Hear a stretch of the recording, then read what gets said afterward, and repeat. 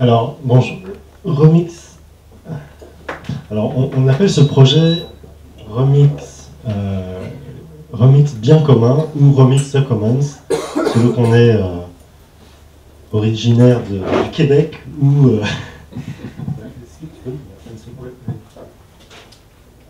du reste du monde. Ça va dire. C'est bon, ça marche avec tes enfants. Super. Bonjour.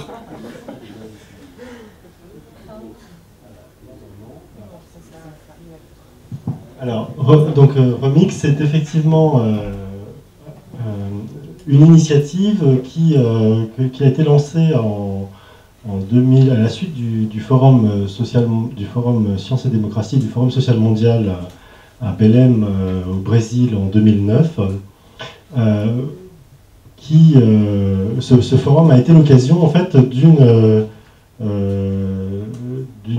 tout un travail sur les biens communs avec les mouvements sociaux et notamment de la rédaction d'un manifeste qui s'appelle Manifeste pour la récupération des biens communs. Et partant de ce manifeste, en fait, on s'est interrogé sur de quelle manière on pouvait passer à l'acte. C'est-à-dire qu'au-delà de faire un bel appel, un vibrant appel, comment on pouvait s'approprier cette question des communs, en faire un objet d'action pour les acteurs sociaux, pour les mouvements sociaux, pour les gens, pour les simples citoyens lambda.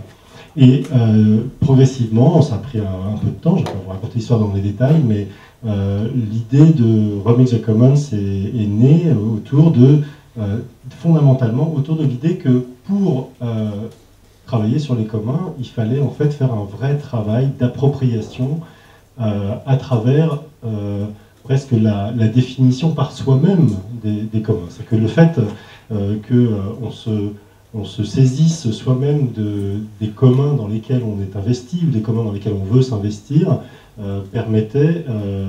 était une des voies, pas forcément la seule, mais au moins une des voies, et une des voies peut-être qui s'inscrit dans une logique d'éducation populaire, je dirais, qui permet de faire ce travail d'acculturation au commun. Ça, c'est notre point de départ, et donc à travers le titre même de Remix the Commons, vous allez reconnaître qu'il y a à la fois l'idée de se saisir de documents et de création de documents autour des biens communs. Donc une première différence avec Move Commons, par exemple, c'est que dans Remix the Commons, on va travailler non pas sur des projets ou sur des initiatives, comme ça a été décrit tout à l'heure, mais sur des documents. Et donc ça, c'est très important, parce que du coup, ça nous a amené à faire un travail assez rapidement, à faire un travail d'élaboration d'un catalogue, en fait, d'un catalogue de documents sur les biens communs.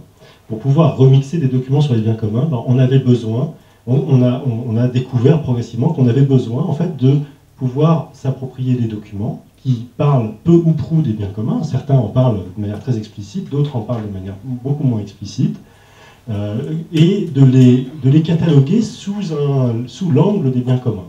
Alors pour ça, on a choisi en fait de travailler en faisant un catalogage, d'abord un catalogage standard sous les standards internationaux,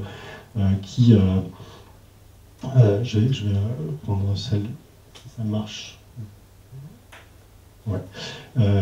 On a choisi donc de cataloguer nos documents sous les standards internationaux, donc ça veut dire indiquer l'auteur, indiquer les contributeurs, indiquer la date de publication, indiquer quels sont les producteurs de ces documents, des choses que vous voyez s'afficher à gauche sur l'écran.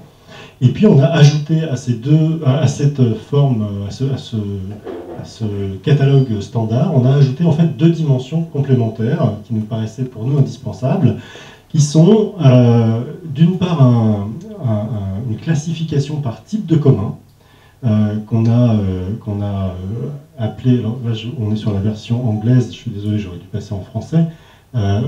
On s'est inspiré en fait d'un travail de recherche d'une chercheuse américaine qui s'appelle Charlotte Hess et qui a fait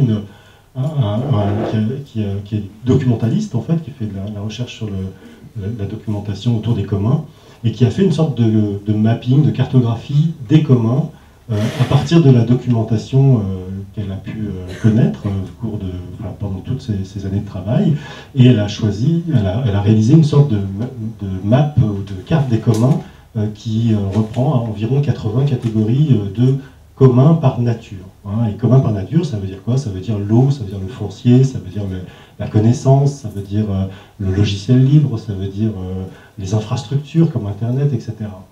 Et puis, à côté de cette première classification, c'est que chaque document va être, on va indiquer de quel commun il nous parle. À côté de ça, on va indiquer aussi de quels enjeux sociaux ou politiques il nous parle. Et donc là, on a choisi de travailler non plus à partir d'un travail préalable préexistant, mais sous forme de tags, comme l'indiquait tout à l'heure Bastien. Et donc, à chaque fois qu'on va enregistrer dans notre catalogue un nouveau document, eh bien, on va soit utiliser des tags préexistants, soit ajouter de nouveaux tags qui correspondent à ce qu'on appellera les enjeux. Alors, les enjeux, c'est quoi? Je parlais de l'eau tout à l'heure, c'est le droit d'accès à l'eau et le droit d'accès à des conditions sanitaires dignes. Sur le foncier, c'est la question de l'accaparement des terres. Sur l'Internet, c'est la question de la liberté ou la neutralité de l'Internet. Vous voyez le rapport entre ce qu'on appellera les ressources dans notre manière de faire, ce qu'on appellera les ressources et ce qu'on appellera en fait les enjeux.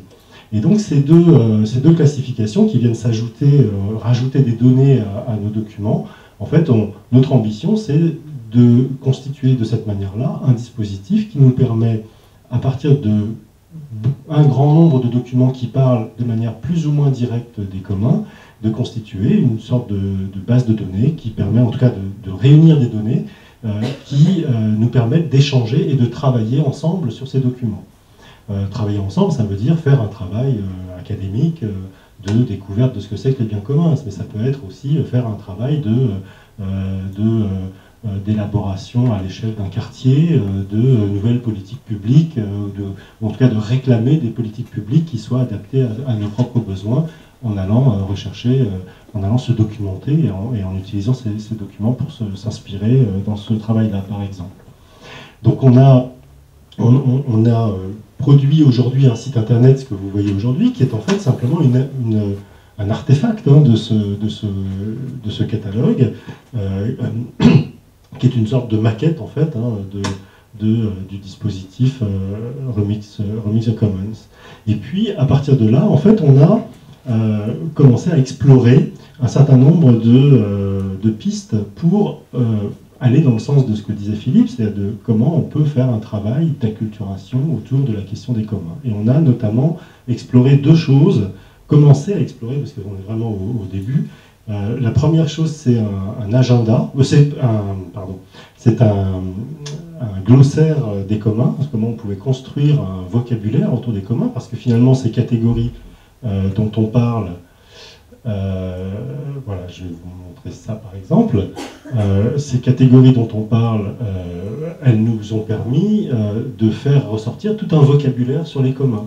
Et ce vocabulaire, eh bien, on se rend compte qu'on a besoin de définir les termes qu'on utilise.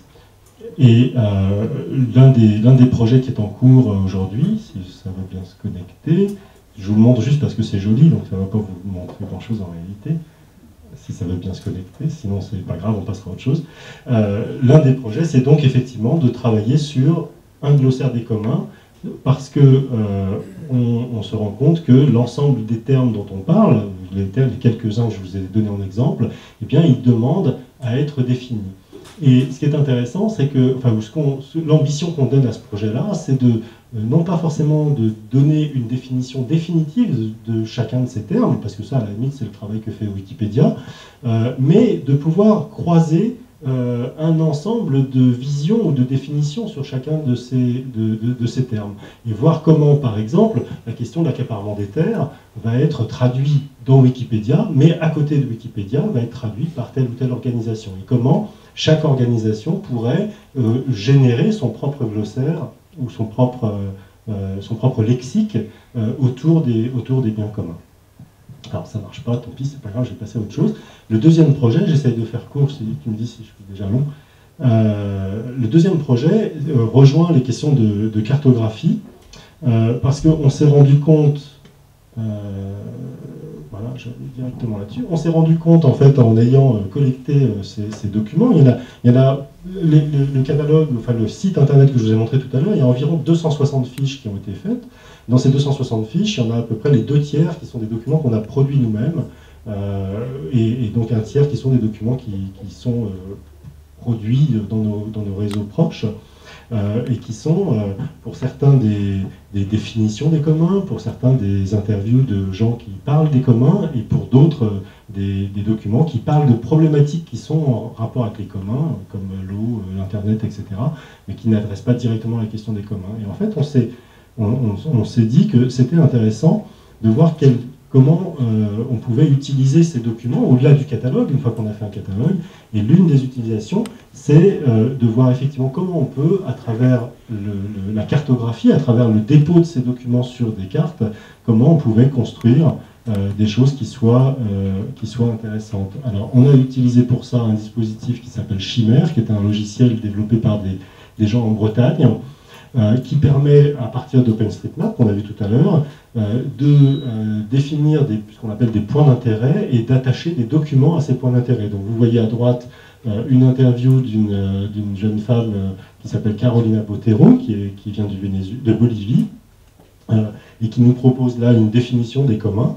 Sa définition des communs, on va pouvoir, à travers les éléments, les tags et les éléments qui la caractérise dans Rome is the Commons, on va pouvoir la relier à éventuellement d'autres définitions ou d'autres documents qui abordent la question des communs sous le même angle, ou bien en contradiction, etc. Et donc on va pouvoir, à partir de là, élaborer des stratégies pédagogiques ou des stratégies plus, je dirais, d'éducation populaire qui permettent de travailler effectivement sur la culturation des communs. Voilà, j'en reste là, je pense qu'on pourra aller plus loin s'il y a des questions.